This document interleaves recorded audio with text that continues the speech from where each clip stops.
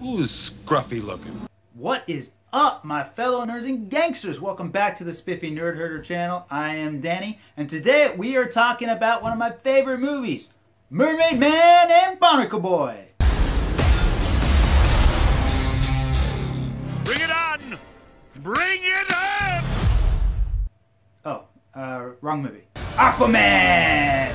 Overall, guys, this is probably the best film in the DC Comics alongside Wonder Woman. The tone felt better, it wasn't trying to be gritty, it embraced the camp with some pretty corny dialogue. Permission to come aboard? And tried to be fun. By retrieving this. I already got one of those. Unlike its predecessors, it's full of scenes that have beginnings and ends, unlike just little moments of time and emotion that basically was all Man of Steel and Justice League. I went into this movie with low expectations, but as I was watching it, I was getting super into it and I realized, we may have something here. I like it. The film takes place after Justice League and tells the story of Arthur Curry's hesitation to be Prince of Atlantis as his half-brother Prince Orm tries to take over the entire surface world. Billions will die unless you help us. Overall, I wasn't a huge fan of the hesitant hero storyline that Arthur had because we kind of already got that in Justice League and it's a little cliche for the genre, but in the 3.5 minutes I spent thinking about it, I honestly can't come up with anything better, so I'll allow it. Another aspect that has some cool moments, but I didn't love totally, was Black Manta and his cronies. They felt a little bit out of place and honestly a little unnecessary in the film. Like, why did Orm have to hire them when he and his men probably could have done a better job? And Orm hated humans. It just was an alliance that didn't really seem to have substance to it. And I know that Black Manta is like the arch enemy of Aquaman, so you gotta have him. But I just kind of question, was this the film to introduce him? Should we have waited until the sequel to introduce Black Manta so we could really give him the screen time that we needed and really develop the relationship between Aquaman and Manta? Another thing that I didn't quite love was the massive helmet of Black Manta. Now, I know that's straight up from the comics, and some people would have probably been pretty upset if they would have changed it. So, you know, you give and take some, so I'll allow it. Now for specific things I really enjoyed. I really loved the sound design in this film. From the very beginning, it kind of starts off with like zero sound. It kind of felt like you're going for an underwater sound effect, and then boom! It hits you with hurricane force winds, literally. If you ever want something to stand out in a film, you take it to the other extreme first, so that when your effect hits, it has more room to travel and impacts the audience to a greater degree. We do something kind of like this in Vader, where we have a lull in the action prior to the blaster cannons coming in. In Aquaman, I really loved how the action scenes were shot. I love some of the one-shots that kind of going from wides to close to back to wides, all in one take.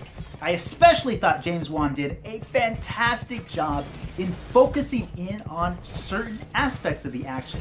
Rather than just giving us a bunch of fighting blobs, he would go into one thing at a time, and so we always knew what we were to be focusing on.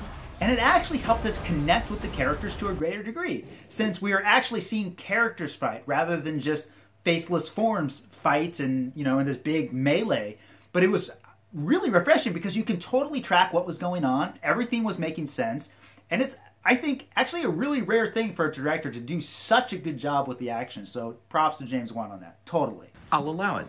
Some of the visual effects in the film weren't the greatest, particularly the green screen effects. But the production design and the design of the underwater sets more than makes up for that for me. I was amazed by how awesome Atlantis was, the Ring of Fire, the underwater sea in the center of the earth. I was quite frankly blown away by how cool some of these sets looked. Like, you could tell that they didn't just take being underwater for granted, but they really put a lot of thought into it.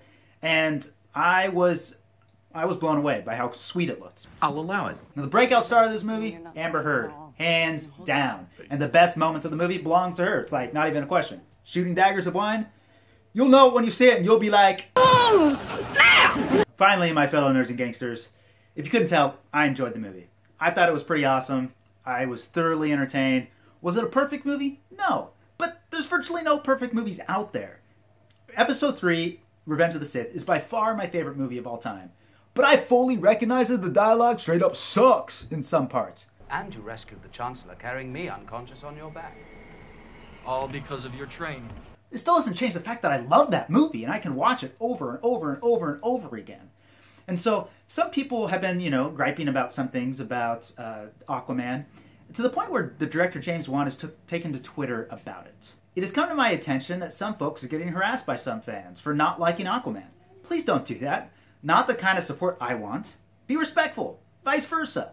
It's okay not to like my film, but there's no need to attack me personally or tag me on hates. Peace. I totally agree. It's okay not to like a movie. There are plenty of movies that I don't like, but let's not be like the thing Obi-Wan couldn't stand. So uncivilized. Movies are awesome. I love them. I couldn't live without them, both the bad and the good. And, to be totally honest, if it weren't for the bad movies, how could we fully appreciate the good movies? The Padawan is right.